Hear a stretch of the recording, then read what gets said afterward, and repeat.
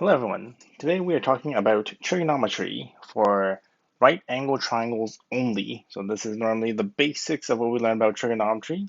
So the acronym that we tend to use is SOHCAHTOA or SOHCAHTOA, if some teachers like to say it that way. How we normally break it down is each of these acronyms breaks down the setup of each type. So for example, sine theta is given by O for opposite, over H, which is hypotenuse. Cosine is AH, so that tells us it's adjacent, over hypotenuse. And lastly, tangent is going to be opposite over adjacent.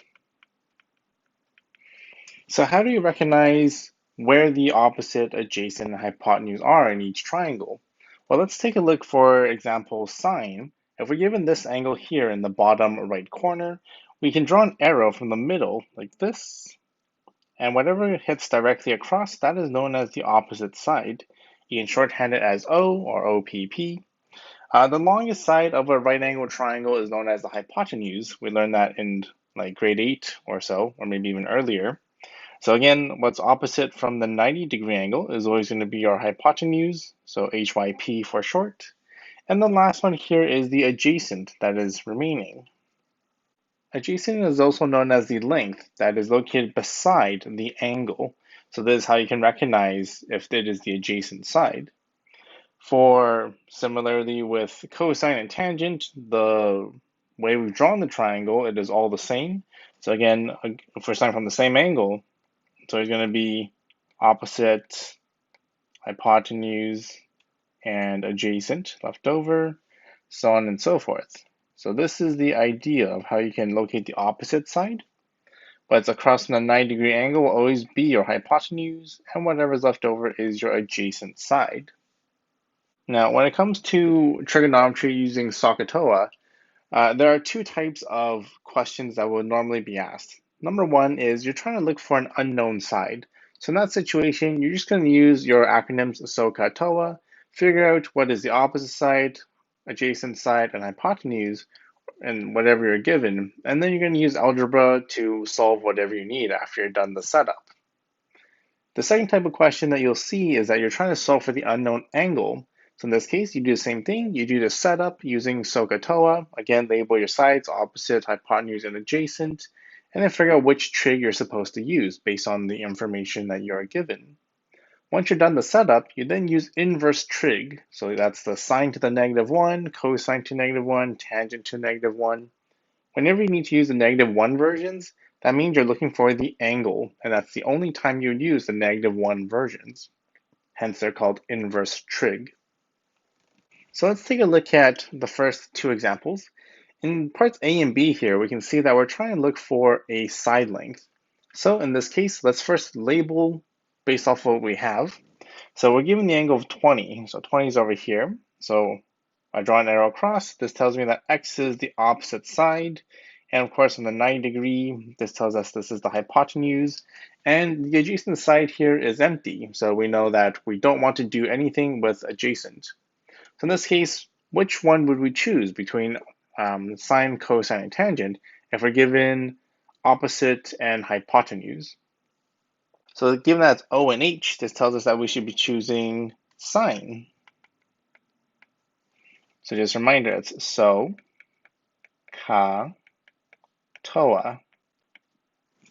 So in this case, we have opposite and hypotenuse, O and H, tells us to use sine. In this case, theta is actually given by the 20 degrees. So theta is always going to be in degrees if it's given. Opposite is x, and hypotenuse is 12. So I need to solve for x here. So in order to do that, I need to get rid of the divided by 12. And again, to get rid of something, you do the opposite. So I'm going to multiply both sides by 12. Now I use dot 12 for multiplication because I don't want to confuse by creating more like times as x. It looks too similar to the x variable that I'm trying to solve for. So we use dot here to differentiate for multiplication. If I do that, this tells me that I get 12 times sine 20 degrees equal to x. We take a calculator here. Make sure that your calculator is in degree mode, because if you're not in degree mode, you'll get a totally different answer. So 12 times sine of 20, and we should be getting that x is equal to 4.1042, and it keeps on going. So whatever units they give you, tend to stick to those units. For this one, we don't have any units, so we're just going to leave it as this number for now. Let's take a look at part B. Again, we have this angle here, which is 50 degrees. So we draw a line across. The 6 is known as the opposite side, and x in this case is the adjacent side. And again, you can draw it across from the 90, that's the hypotenuse. There's nothing happening with the hypotenuse, so that means I'm going to avoid everything that deals with h. So that leaves me with opposite and adjacent, which tells me it's tangent. So in this case, our side will be tangent 50 degrees is equal to opposite over adjacent, so 6 over x.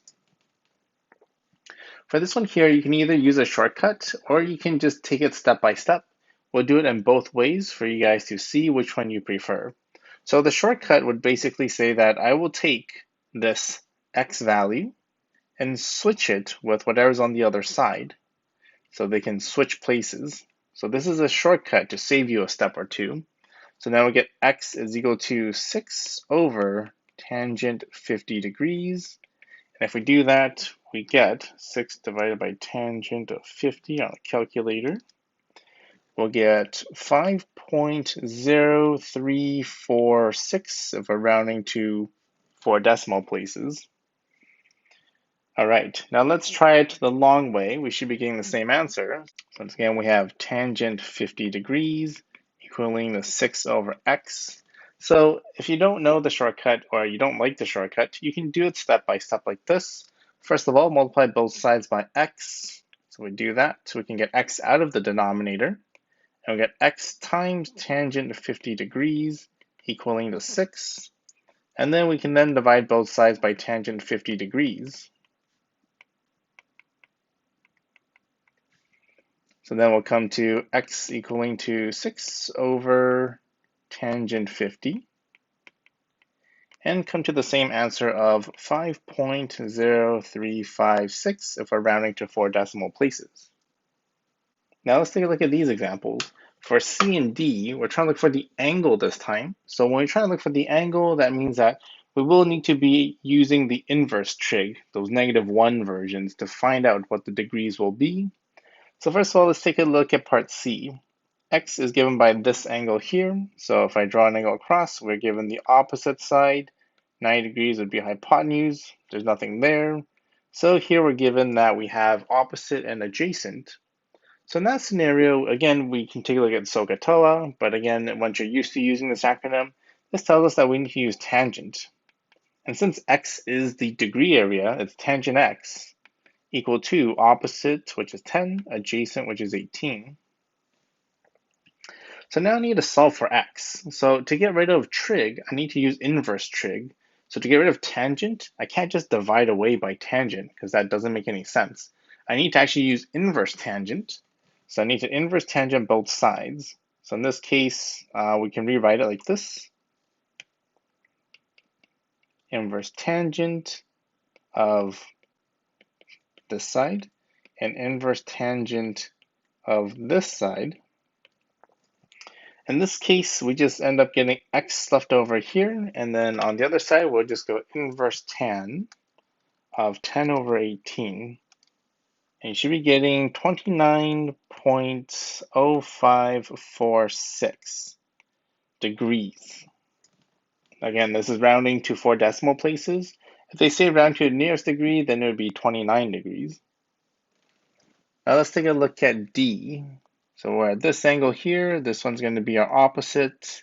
This one's going to be our hypotenuse. Nothing happening at the adjacent. So again, opposite and hypotenuse tells us to use sine. So this one will go sine x equal to opposite, which is 8, and then hypotenuse, which is 20. So again, we need to inverse sine both sides. So you can technically skip that work step. So you can just end up being x equal to inverse sine of 8 over 20. If we do that, inverse sine of 8 over 20, this would give us 23.5781, 5782 if we round it to 4 decimal places, degrees. Make sure you guys always have the correct units. So in this case, x is a degree, so make sure you finish off with degrees. The last concept that I want to touch on is something called angle of depression and angle of elevation. A lot of times students don't quite understand what these definitions mean, and therefore they draw their graphs or their pictures incorrectly. So first of all, what does angle of depression mean? To keep it simple, it just basically means if I look at eye level and I look downwards from eye level, that would be my angle of depression. So for example, if I am standing on the top of this triangle, my eyesight would go horizontally across like this. And if I look downwards from that line, this would be my angle of depression.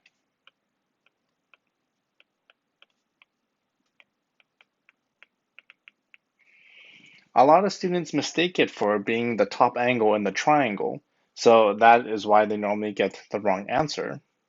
Likewise, angle of elevation means eye level, and then I'm looking upwards. So in this case, if I'm at the bottom of the triangle, eye level, and then upwards, so this would actually be the inside angle here. Angle of elevation. So I hope this video helps clarify many of your confusions, and I hope you guys are now able to answer all of your questions. Thank you for watching. I hope you found it useful. Make sure to like the video and subscribe to the channel for more content. And I'll see you in the next one.